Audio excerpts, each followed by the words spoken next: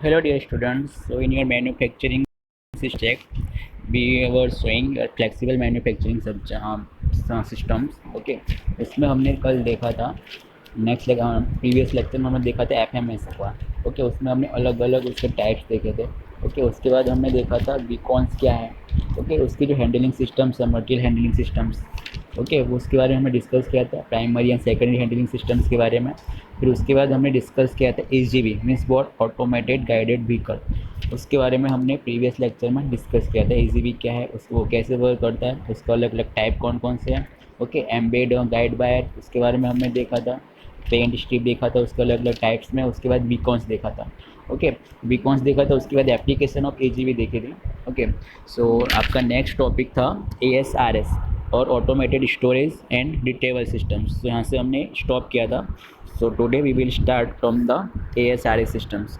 तो ASRS आपका क्या है, उसका फुल फॉर्म है फर्स्ट ऑफ ऑल तो automated storage and retrieval systems. So जैसे कि इसका नाम ही ऑटोमेटेड स्टोरेज, तो इसमें क्या होगा, मटेरियल जो है आपका रॉ मटेरियल और जो फाइनल प्रोडक्ट है उसको स्टोरेज करेंगे। और रिट्रीवल सिस्टम्स क्या है, रिट्रीवल करेगा मतलब कि एक जगह से दूसरी जगह उसको लेके जाएगा। ओके, ट्रांसफ़र करेगा। तो इसमें क्या करेंगे, जो आपका ऑटोमेटेड स्टोरेज है उसमें आपका मटेरियल स्टोर होगा। और जो आपका एक मशीन पे जो प्रोडक्ट आपका रेडी हुआ है उस दूसरे प्रोडक्ट उस प्रोडक्ट को दूसरे मशीन पर लेके जाएगा। जो सिस्टम से हम लेके जाएंगे उसको बोलेंगे रिट्रीवल सिस्टम्स।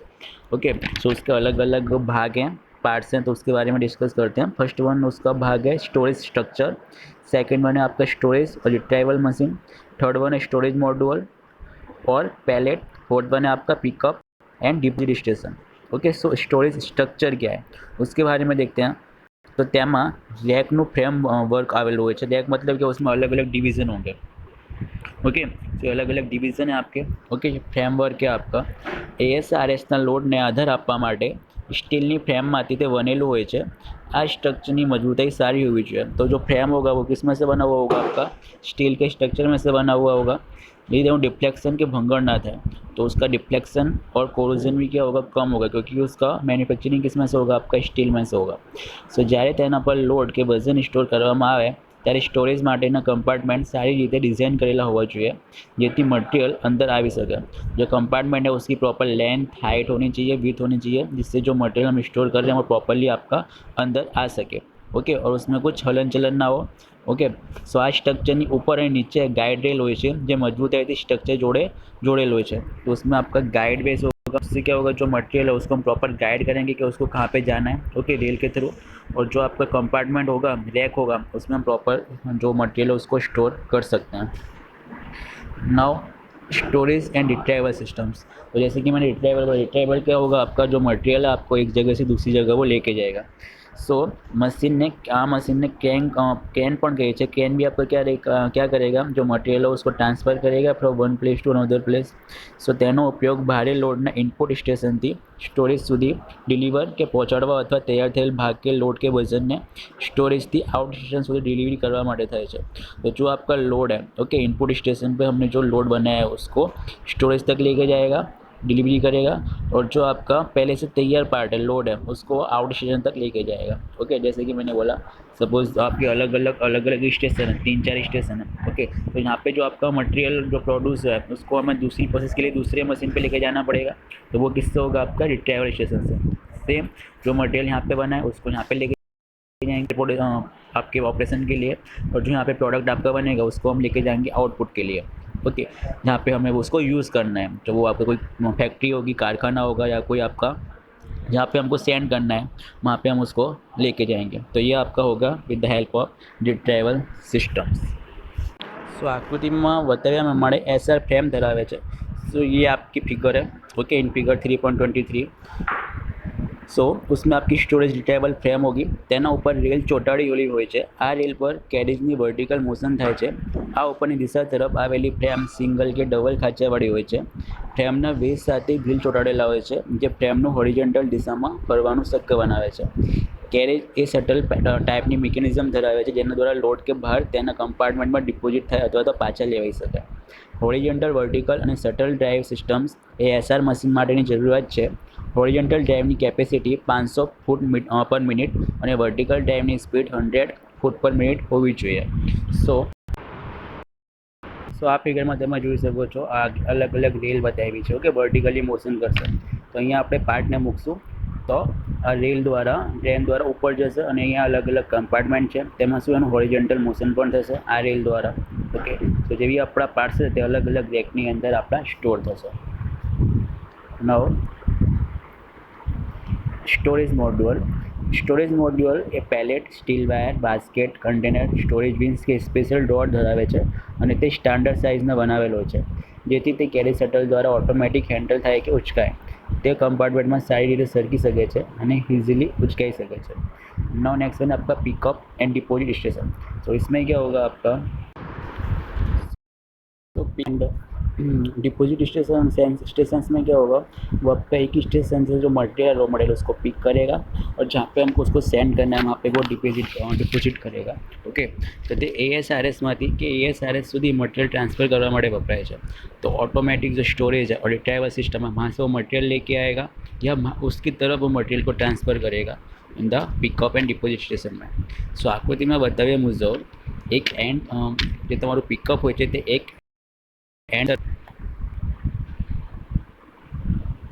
જેથી SR storage રિટ્રાઇવલ machine wire systems वड़े सरलता जोड़ीने वजन के लोड ने स्टोरेज सिस्टम में ले जा सकाय. ओके, तो जो आपका पिकअप स्टैंड हो तो हम उसको कन्वेयर सिस्टम की हेल्प से उस वजन को हम और लोड को स्टोरेज सिस्टम की तरफ लेके जाएंगे with the help of retrieval systems. So P&D station एवं रीते डिजाइन करेला होवा જોઈએ. P&D એટલે કે તમારા पिकअप અને डिपॉजिट स्टेशन. ओके, उस तरह से हमको डिज़ाइन करना है जिससे जो मशीन शटल है और बाय जो हैंडलिंग सिस्टम्स है वो दोनों एक दूसरे के कांटेक्ट में रहे. सो बाय हैंडलिंग सिस्टम्स ये मैनुअल लोडिंग के unloading, forklift, truck, conveyor system के AGVGs वगैरह धरावे છે. AGVG मतलब automated guide vehicle systems. Okay, so this one is the figure. Okay, तो ये आपके वो एक एंड की तरफ होगा. ओके, तो इससे क्या होगा जो आपका RS सिस्टम्स रिट्राइवल सिस्टम उसकी तरफ हम जो आपका रॉ मटेरियल है उसको ट्रांसफ़र करेंगे या RS जो आपका स्टोरेज सिस्टम है वहाँ से हम मटेरियल को लेके आएंगे और दूसरी मशीन पर उसको ट्रांसफ़र करेंगे. नाउ नेक्स्ट है आपका मेन फ्रेम कंप्यूटर. तो इसमें क्या होगा मेन फ्रेम कंप्यूटर के अंदर सो जो भी हमारा काम होगा सारे हैंडलिंग का, स्टोरेज का, वो क्या होगा जो सारे स्टेशंस हैं वो एक मेन कंप्यूटर के साथ जॉइंट होंगे. तो उससे क्या हम कंट्रोल कर सकते हैं आपके लोडिंग अनलोडिंग का, स्टोरेज का. ओके, सो वो सब कंट्रोल किसके अंदर होंगे आपके मेन फ्रेम कंप्यूटर के अंदर. सो FMS में रहेल FMS में रहेल દરેક વર્ક સ્ટેશન એક સેન્ટ્રલાઇઝ કમ્પ્યુટર સિસ્ટમ્સ સાથે જોડાયેલ હોય છે. મટીરિયલ હેન્ડલિંગ સિસ્ટમ્સ તેમજ અન્ય હાર્ડવેર સાથે પણ કમ્પ્યુટરનું જોડાણ થયેલું હોય છે. सो जो आपके अलग अलग वर्क स्टेशन है ओके उसको हम एक सेंट्रलाइज कंप्यूटर सिस्टम के साथ क्या करेंगे उसको जोड़ेंगे. Okay, so material handling systems તેમજ अन्य हार्डवेयर પણ આ कंप्यूटर से जोड़ा हुआ है. जैसे कि मैंने आपको बोला मटेरियल हैंडलिंग आपका कौन सा है, लोडिंग अनलोडिंग वाला, फिर ये सारे सिस्टम्स वो सारे सिस्टम्स जो है आपके जो वर्क स्टेशन है मेन कंप्यूटर के साथ सारे के सारे जॉइंट होंगे. આવા જોડાણ માટે મેઇન ફ્રેમ કમ્પ્યુટર વપરાય છે. આ સેન્ટ્રલ કમ્પ્यूटर द्वारा FMS की दरेक प्रवृत्ति पर कंट्रोल થાય છે. तो फ्लेक्सिबल मैन्युफैक्चरिंग सिस्टम्स की जो भी आपकी प्रवृत्ति होंगी मतलब कि जो भी आपके हमारे प्रोसेस होगा उन सब पे आपका इसका कंट्रोल होगा by the main frame computer द्वारा. દરેક મશીન ઉપર પોતાનું એક અલગ માઇક્રો કમ્પ્યુટર હોય છે જેના વડે મશીનના વિવિધ કાર્યોનું સંચાલન થઈ શકે છે. FMSમાં રહેલ કમ્પ્યુટર કંટ્રોલ સિસ્ટમ્સના વિવિધ કાર્યોને નીચે પ્રમાણે વહેંચવામાં આવે છે. સો ફર્સ્ટ વન है आपका વર્ક સ્ટેશન કંટ્રોલ. ઓકે, સંપૂર્ણ રીતે ऑटोमेटिक FMS में मशीनिंग तथा एसेम्बलिंग स्टेशन कम्प्यूटर द्वारा कंट्रोल थाय छे. सो फॉर एग्जाम्पल अगर आपके वर्क स्टेशन तरीके टर्निंग सेंटर होय तो तेना ऑपरेटिंग माटे CNC सिस्टम होय छे. सो वर्क स्टेशन कंट्रोल में क्या होगा जो आपका जो कंट्रोल होगा वर्क स्टेशन का वो सब आपका ऑटोमेटिक कंट्रोल होगा with the help of FMS. Now distribution of control instruction to the work station. So distribution of control instruction to the work station. तो इसमें क्या होगा सपोज़ कोई मशीन है उस पर हमें अलग अलग ऑपरेशन करने हैं तो उसकी जो इन्फॉर्मेशन होगी उसको हम सेंड करेंगे with the help of this system. So દરેક સ્ટેશનમાં વિવિધ જોબ માટેના પ્રોગ્રામની માહિતી સેન્ટ્રલ કમ્પ્યુટર દ્વારા આપવામાં આવે છે. તો જો आपको सेंट्रल मेन कंप्यूटर होगा उसके द्वारा हम हर स्टेशन पे जॉब की इन्फॉर्मेशन देंगे. तो जेम के BMC पर कोई जरूरी प्रोग्राम ने डाउनलोड करવો એ માટે DNC ડિસ્ટ્રીબ્યુટેડ ન્યુમેરિકલ કંટ્રોલનો ઉપયોગ થાય છે. Okay, So this is your systems figure, okay, of your mainframe computer systems.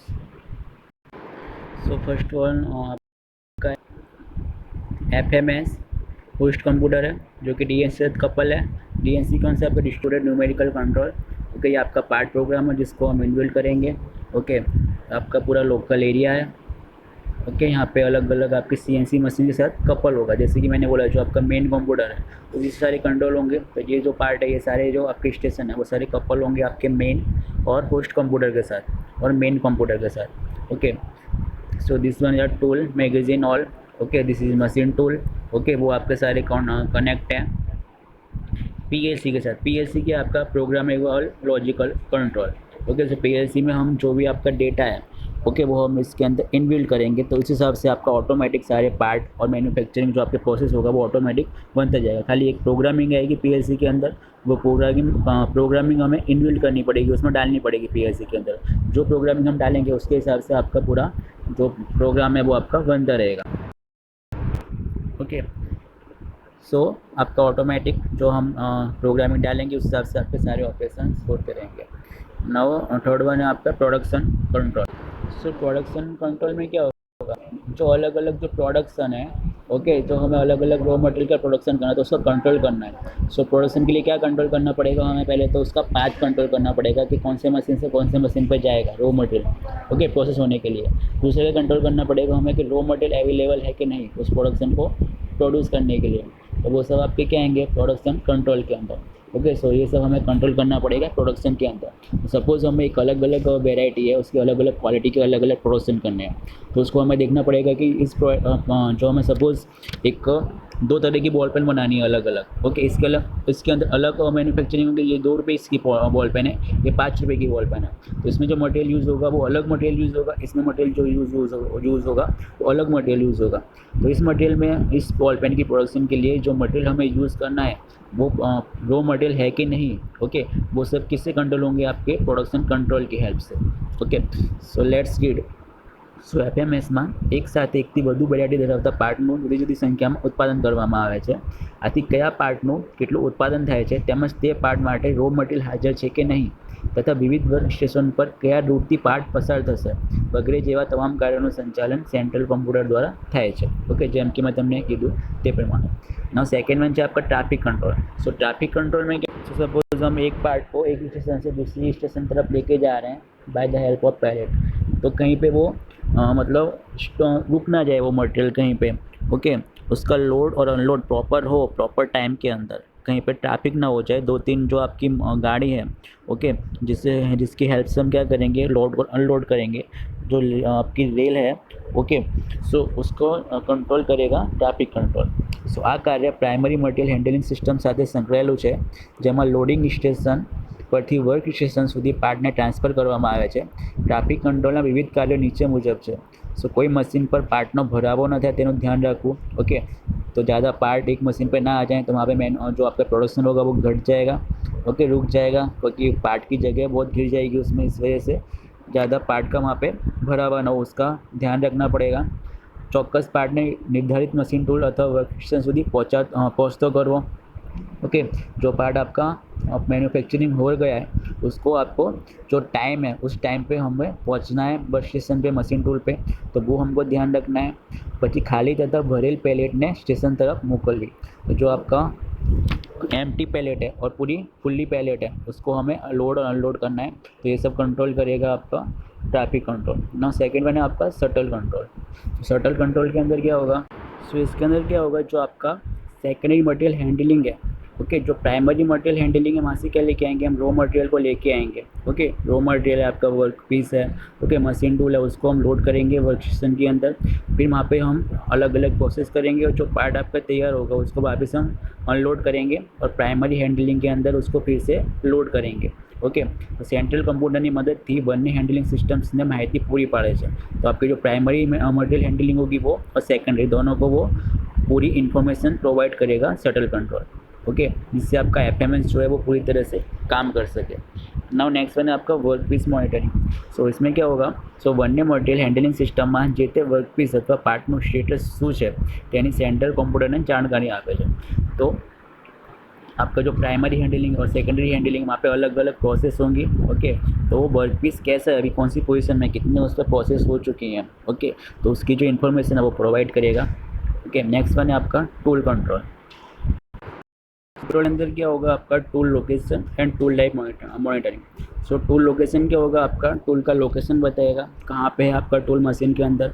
Okay, tool है कि नहीं, ओके, कौन से पार्ट के लिए कौन सा टूल की ज़रूरत है, वो टूल प्रॉपर है कि नहीं। सो कोई अन्य वर्क स्टेशन पर आप कटिंग टूल है कि नहीं, उसकी जानकारी देगा। सपोज़ आपका कोई स्टेशन पे वो कटिंग टूल आपका फेल हो गया, प्रॉपर काम नहीं कर रहा है, तो वो मशीन टूल दूसरी कोई मशीन पे है कि नहीं। ओके, तो उसकी इन्फॉर्मेशन आपको प्रोवाइड करेगा।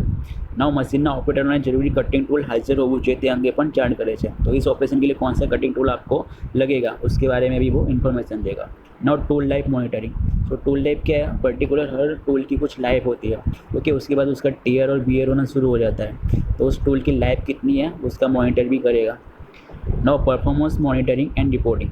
तो इसके अंदर क्या आएगा, સો એફએમએસમાં થતા વિવિધ કાર્યો તથા તેના પરફોર્મન્સ વિશેની માહિતી તે માટે કોમ્પ્યુટર કંટ્રોલ સિસ્ટમ દ્વારા વિવિધ ડેટા ભેગા કરવામાં આવે છે।